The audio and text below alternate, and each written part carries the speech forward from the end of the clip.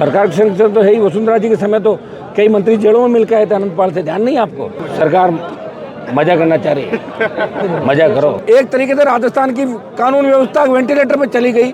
जातियों के अंदर आपस में द्वेषता की भावना यहाँ बढ़ गई राजस्थान के अंदर। इसके लिए कौन जिम्मेदार है? जो जेलों के अंदर है या दूसरे देशों के अंदर है, उन सबको, जो जेल के अंदर भी हार्डकोर अपराधी कहीं पंजाब है, कोई दिल्ली है, उनको लाया जाए और इंटरपोल के माध्यम से दूसरे देशों में जो छुपे हुए हैं इनको यहाँ लेके आए और इनका खौफ खत्म करें। ये रोहित, वीरेंद्र, जितने भी मुलजिम है जो कह रहे हैं कि हमने मारा है, और जो भी हमारी बात नहीं मानेगा, हमें जो इग्नोर करेगा उसका यही अंजाम होगा। सारे ब्यूरोक्रेट्स इनके खिलाफ हो गए। अब इनकी बात को कोई सच ही नहीं मानता। खुलेआम जो धंधा यहाँ पे कर रहे हैं उन माफियाओं पे और उन हार्डकोर अपराधियों पे शिकंजा कसा जाए। एक बार जबान फिसल जाए, दो बार ये तो मजाक का पात्र बन गए राजस्थान के अंदर। बताइए, कह रहे हम बुराइयों के साथ खड़ा रहना है, ये रहना है, दूसरी 50 तरह की जो बातें आ रही है। प्रशासन यहाँ धरना स्थल पर आया था, हमने एक बार उनको लौटा दिया कि आप थाने के अंदर जाके दोबारा वार्ता करें, जो मुद्दे गोलमाल नहीं करे, स्पष्ट यहाँ पे आके घोषणा करें। हमारी पहली मांग है कि राजस्थान की सरकार केंद्र सरकार से बात करे और ये रोहित, वीरेंद्र, जितने भी मुलजिम है जो कह रहे हैं कि हमने मारा है, और जो भी हमारी बात नहीं मानेगा, हमें जो इग्नोर करेगा उसका यही अंजाम होगा।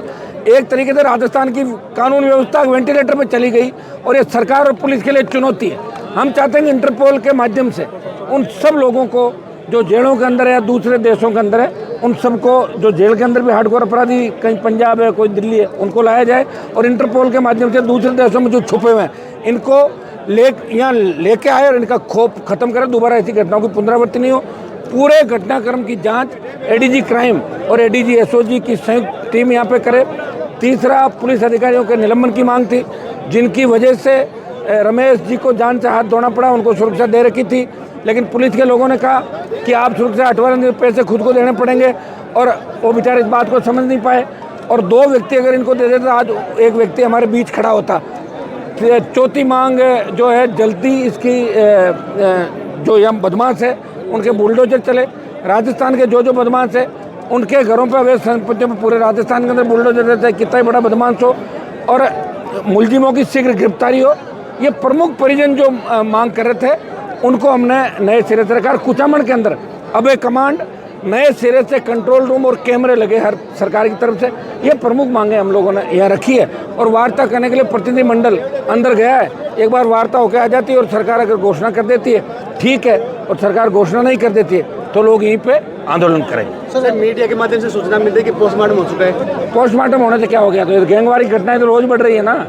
ये तो एक व्यक्ति का पोस्टमार्टम हुआ है, ये तो कानून व्यवस्था को चैलेंज दिया उन लोगों ने।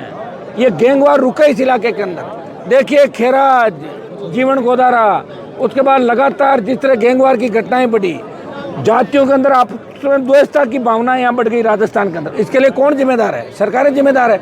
हम ये चाहते हैं कि दोबारा ऐसी किसी घटना की पुनरावृत्ति नहीं हो जो किसी की चंद लोगों की वजह से हो रही है, और खुलेआम जो धंधा यहाँ पे कर रहे हैं उन माफियाओं पे और उन हार्डकोर अपराधियों पे शिकंजा कसा जाए। इसको लेके धरना चल रहा है। लॉरेंस गैंग के जो अपराधी उन्होंने कल पोस्ट किया था, उन्होंने श्री राम के नाम पर उन्होंने पोस्ट करके ऐसा भगवान ऐसा नहीं सिखाता कि किसी की हत्या की जाए, मगर वो ऐसा पोस्ट कर रहे हैं राम के नाम पे। अब करते रहते हैं, इसका इलाज क्या है वो तो मोदी जी और भजनलाल जी बता सकते हैं इन बातों में, मैं तो हूँ नहीं। 3 बड़ी घटनाएं हो गई हैं सर इन दिनों, और मुख्यमंत्री ने लॉ एंड ऑर्डर को लेकर जो है बैठक भी ली है देर रात। देखिए, मुख्यमंत्री जी बैठकें ले रहे हैं, लेकिन मुख्यमंत्री जी को कोई सीरियस नहीं ले रहा है। अब तो विदाई के कहने लग गए कि कब पीछा छूटे, सारे ब्यूरोक्रेट्स इनके खिलाफ हो गए।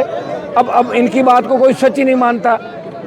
इनकी एक बार जबान फिसल जाए, दो बार ये तो मजाक का पात्र बन गए राजस्थान के अंदर। बताइए, कह रहे हम बुराइयों के साथ खड़ा रहना है, ये रहना है, दूसरी 50 तरह की जो बातें आ रही है। एक तरीके से राजस्थान के मुख्यमंत्री हंसी के पात्र बन गए, और मुझे लग रहा है कि आने वाले दिनों में चुटकुलों, जो किताबें चलती थी पहले, चुटकुले चाचा चौधरी, दूसरे चुटकुले चलते थे, भजनलाल जी के नाम की भी किताब चलेगी जिसमें भजनलाल जी के चुटकुले, और ये पूरे देश के अंदर फेमस होगी किताब, और राजस्थान में भी घर घर। भजनलाल जी जब से सरकार में बैठे हैं तब से हादसे हो रहे हैं, हत्याएं हो रही है, जुल्म बढ़ रहा है 2 साल। देखिए, वसुंधरा जी, चाहे अशोक गहलोत, चाहे भजनलाल जी, राजस्थान बर्बादी के कगार पर, और हम सबको मिलकर रोकना है। और इसमें मजबूत नेतृत्व अगर चाहे कि ये होना चाहिए तो 24 घंटे के अंदर हो सकता है। आपने एक बड़ी बात कही है, आपने कहा है कि किसानों के बेटों को बार बार निशाना बनाया जा रहा है। गैंगस्टर जो है किसानों के बेटे पर ही लगातार इस तरह के ज़्यादातर वैसे हर जाति के लोग यहाँ पे राजस्थान के अंदर देखिए जो गैंगवार की घटनाएं हुई, कई बार उन्होंने जातीय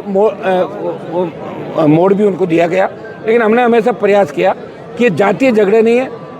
गैंगस्टर किसी भी जाति का हो, अपराधी किसी भी जाति का हो, वो अपराधी होता है और हम अपराधियों के खिलाफ हमेशा लड़ते हैं। चाहे हमारे समाज का कोई व्यक्ति बदमाशी करेगा और अन्याय किसी दूसरे को होगा तो न्याय दिलाने के वहाँ भी जाएंगे। सरकार प्रशासन मांगे नहीं मानती तो अगला कदम क्या होगा? मिला हुआ है इनको 100% सरकार के संग तो है ही। वसुंधरा जी के समय तो कई मंत्री जेलों में मिल के आए थे आनंदपाल से, ध्यान नहीं आपको? सेवर जेल के अंदर जब मिनिस्टर चले गए। आपकी बात नहीं मानती तो क्या होगा? अगला कदम सरकार बात नहीं मानती तो यहाँ बैठे हैं, अगला कदम देख लेंगे। जिधर भी चल पड़ेंगे, जयपुर दिल्ली जहाँ भी चल पड़े, कर देंगे अगला कूच, झुका देंगे सरकार को। माननी ही पड़ेगी सरकार को सारी मांगे। अब यहाँ इस तरह की घटनाओं की पुनरावृत्ति नहीं होगी, ये सरकार को ठोस आश्वासन हमारे को देना पड़ेगा। यहाँ 2 महीने में 5वां धरना है जो उन्नाव विधानसभा क्षेत्र के अंदर, और अभी तक 5वां धरना, आप 5वें धरने में पहुंचे हो, क्या लगता है इंसाफ मिलेगा? 100% इंसान मिलेगा। उसको वापस तो हम नहीं ला सकते। रमेश जी को मेरे बहुत अच्छे मित्र थे, मैं उनकी होटल पे चाय भी पीता था, परिवार के साथ बैठा था, लेकिन लोकसभा चुनाव के बाद मंत्री जी ने पता नहीं उनको क्या कहा या क्या हुआ, उसके बाद मैं कभी होटल पर रुका नहीं उनके। ये मुझे दुख है कि हमारे जैसे अगर लोग रुकते तो हिम्मत नहीं होती इस तरह की घटनाओं को अंजाम देने की। और क्योंकि मंत्री जी के परिवार के हैं और न्याय में अगर इतनी देरी हुई है तो आप सोच सकते हो कि आम आदमी के साथ अगर घटना घटती तो उसको कब न्याय मिलता। ये सोचने वाला विषय है। सरकार था कहीं नहीं है, सरकार मजा करना चाह रही है, मजा करो, एक बार ये एक बार ये, यही चाह रही है।